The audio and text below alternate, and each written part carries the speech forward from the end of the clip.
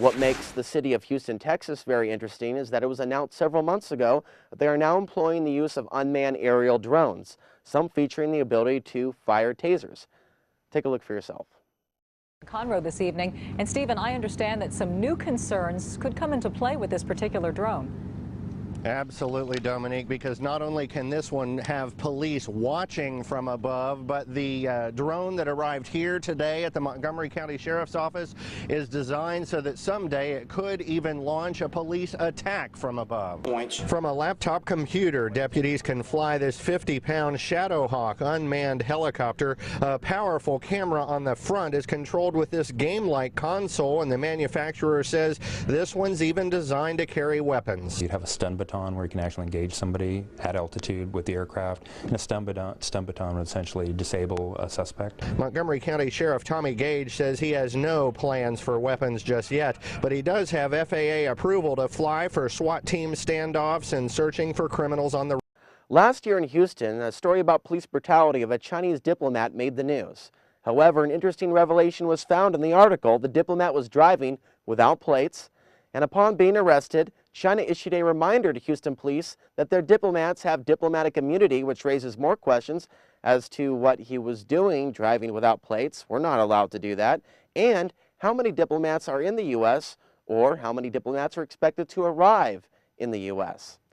League City Police Chief Michael Jez traveled to China late last year to study tactics, and what a uniform this is.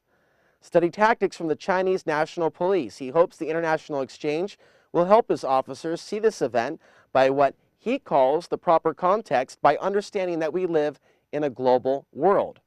Now that is a man in uniform on his way to see the communist Chinese to trade tactics on law enforcement and controlling populations. How spiffy. The following video further illustrates the point that we are witnessing merging police tactics between China and the United States in an increasingly globalized world where national sovereignty and due process is quickly becoming an endangered idea.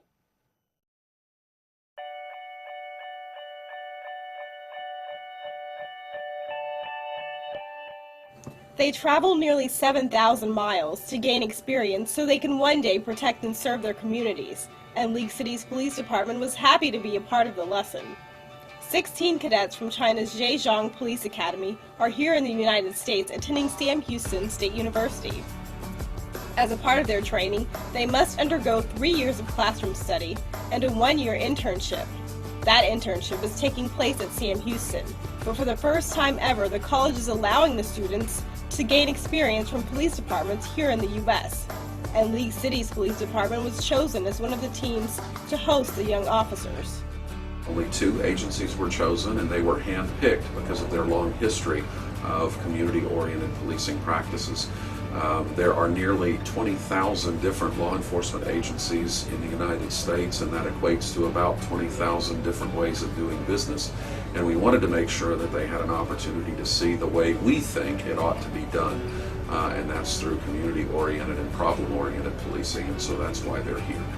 League City's community policing philosophy, called CAMSTAT, is a philosophy based on 4 activities: consultation, adaptation, mobilization, and statistics and analysis. It's this model that makes League City's PD a good fit for this week-long experience.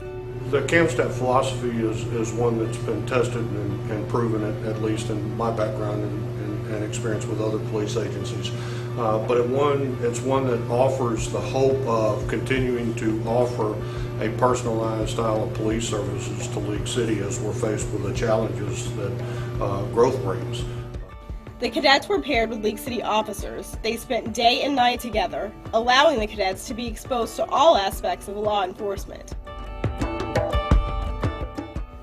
They spent a day at the Galveston courthouse listening in on a murder trial.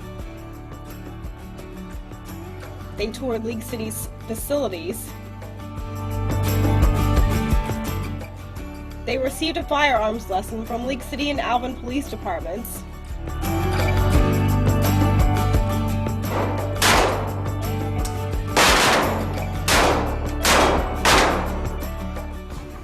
And participated in ride-alongs, even getting involved in a high-speed chase and drug bust. 1195, I got a pursuit.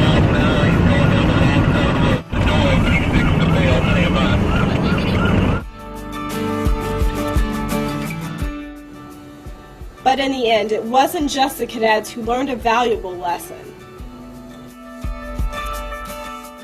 You know, having been part of these intercultural exchanges before, I think the one thing that both sides, both League City police officers and the Chinese police officers, will come to understand is that we're more alike than we are different. My hope also is that our men and women here in the League City Police Department that interact with those Chinese officers can learn some things from them that might be beneficial for our citizens.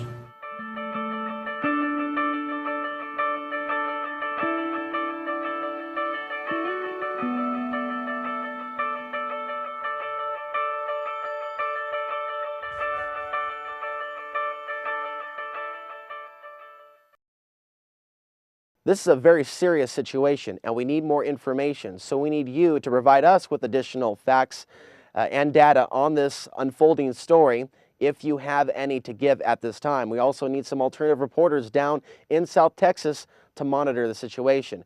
This is the League City Police Department's website, and at this time I'm going to give you their information. Their address is 500 West Walker, League City, Texas 77573. Their phone number is 281-332-2566. Please share this video with all that you know. For the Underground News Network, I'm Alex Ansary.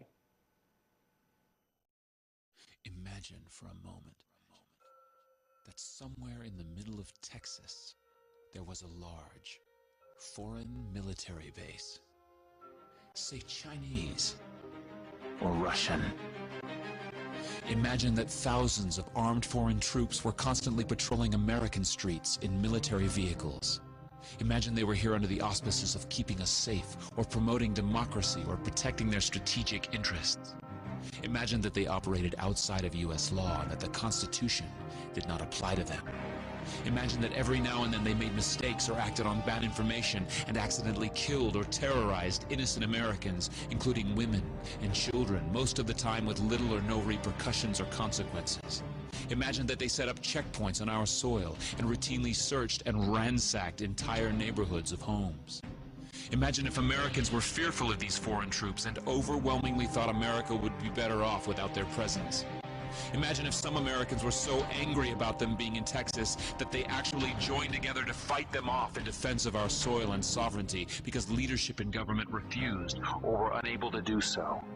Imagine that those Americans were labeled terrorists or insurgents for their defensive actions and routinely killed or captured or tortured by the foreign troops on our land. Imagine that the occupiers' attitude was that if they just killed enough Americans, the resistance would stop.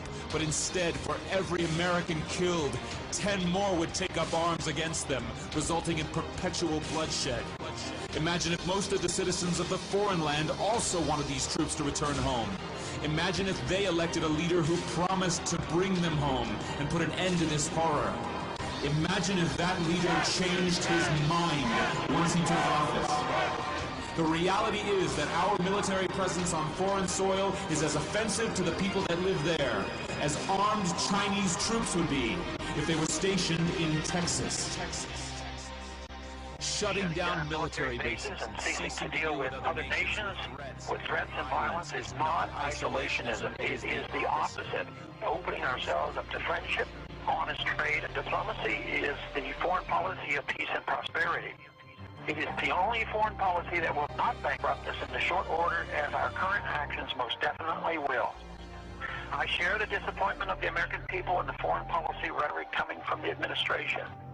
The sad thing is, our foreign policy will change eventually, as Rome's did, when all budgetary and monetary tricks to fund it are exhausted.